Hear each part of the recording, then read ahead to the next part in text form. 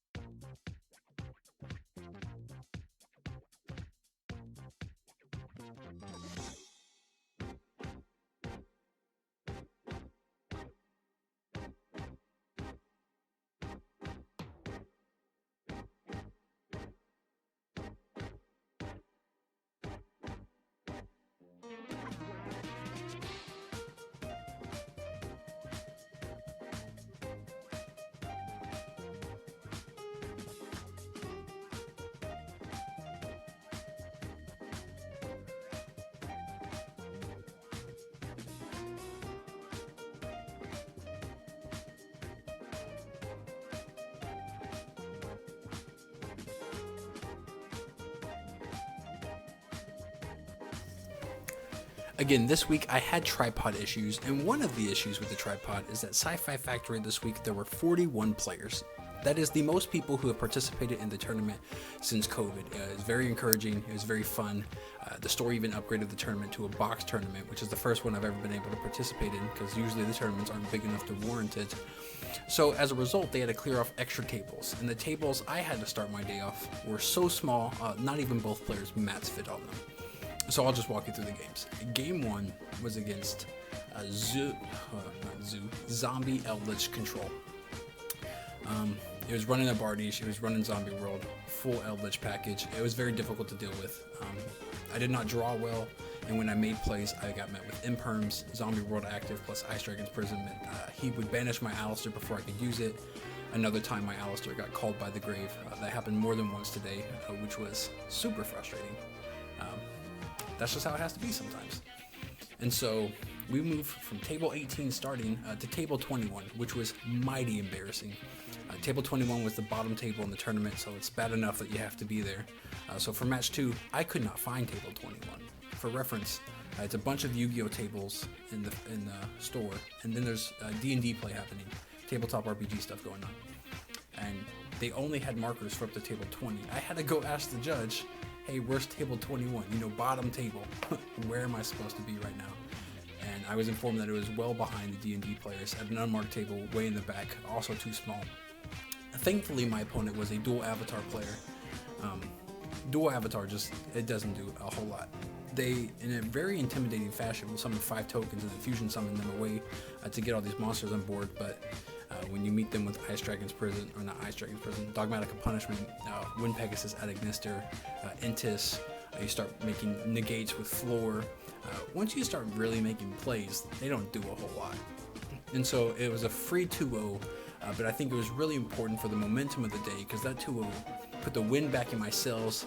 I moved from table 21 all the way up to 20, or all the way up to 7, and then we started winning some games. And so let's see how the Dino saga goes. Because after the second match against Dual Avatar, every match I had for the rest of the day in this 41-man tournament was Dinos, which blows my mind. I'll side more for Dinos next week because I keep having to play them in tournament, but this week was especially egregious. But let's look at how the Dino games went, because those were probably more interesting. Our first feature match in Monke versus Dinosaur was against someone that I did not think was playing Dinosaur at first. They won the dice roll and then offered me, or they opted to go second, letting me go first. Which my first thought whenever that happens is immediately they have to be a Cyber Dragon player. Not a lot of decks come to mind. Turns out he was playing Kaiju Dinosaur. I start off by just making some plays, put up a big board, and then I make a Kaliga and to just absolutely monkey this man. And he starts passing for a while, so I just keep punching him with Purgatrio. Eventually he Kaijus the Kaliga and then makes an Overraptor. I warning point the Soul Eating Overraptor, so it just dies, and that really took all the wind out of cells. And then I just continue to beat him down. Next match, he opts to go first, but I don't think his deck is really built for it. He was just trying to set up a board. He plays Miscellaneousaurus during my turn, but I have the Call by the Grave. Very unfortunate for him, but it means he no longer can protect his dinosaurs, and I just clear out the whole board and just go for game. It is a very easy 2-0 against opponent number 1, and it started off scary. I get terrified when my opponent opts to go second after winning the dice roll, but everything worked out fine. Dino player number 1 lost to Big Monkey. Dino player number 2, not someone I knew who was playing Dino either, but he wins the dice roll, opts to go first, and with 5 cards in his hand, passes turn. I didn't know what I was supposed to do with that. I asked him if he was very serious. He said, sorry, I can't do anything. He passed turn to me, which was strange. And so, amen. Dude passed his turn, so we just killed him. That's how we roll. We go to game 2. I don't even remember having game 2. He bricked again. I think I still went second. He sets up a board. He doesn't have Misk though, or he just makes the play wrong. I'm not sure what the issue was, but he really didn't have a lot of plays. He made a Soul Eating Overraptor. I think he ended with a Conductor on board or something. He didn't use its effect. I don't think he knew it was a quick effect, so I just used Maximus, send Entis, pop the thing, call it a day. We just kill him again. Super easy 2-0. The opponent admittedly bricked very hard. And it didn't seem like they had a lot of lines of play. I don't know what the build was or the card consistency was or what his ratios were, but he was not drawing good for either game. Basically double bricked. And you hate to see it, but it did lead to another Monkey win over Dinosaurs. This all brings us to our last dinosaur match of the day. This one is different.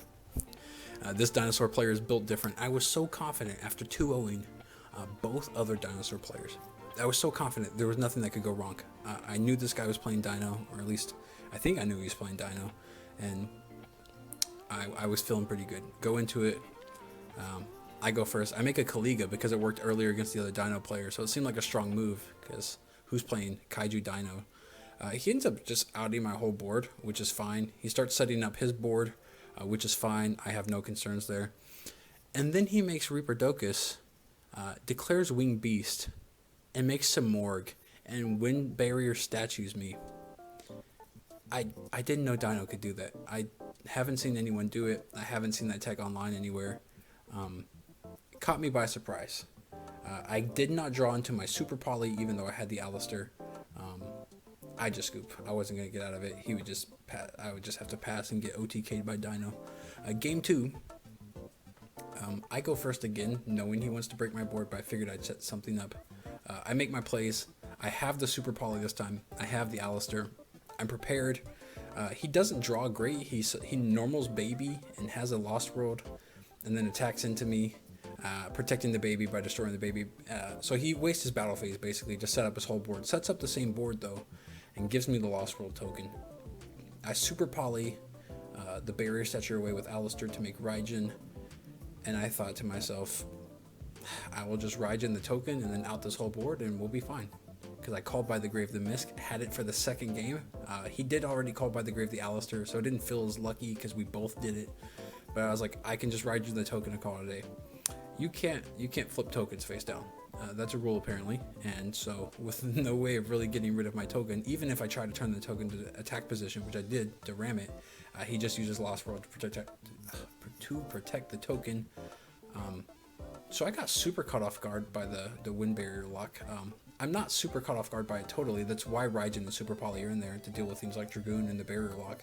But I didn't think Dino would use Lost World to protect it. I didn't see Dino using it at all. I was mostly trying to protect myself against Samorg or Tri-Brigade plays. And so this Dino player caught me super off guard. It's actually like a pretty spicy tech.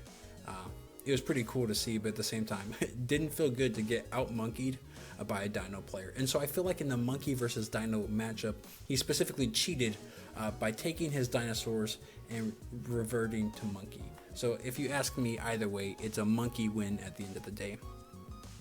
I ended up going 3-2. My hopes of going 4-1 were crushed by the barrier statue. But all in all, it was spicy to see. Makes me think what other Reaper-Docus plays are out there. It was kind of cool. But those are our matches. Monkey versus Dino was 2-1 at the end of the day, but overall I feel like Monkey 3-0'd if we're gonna get barrier statued.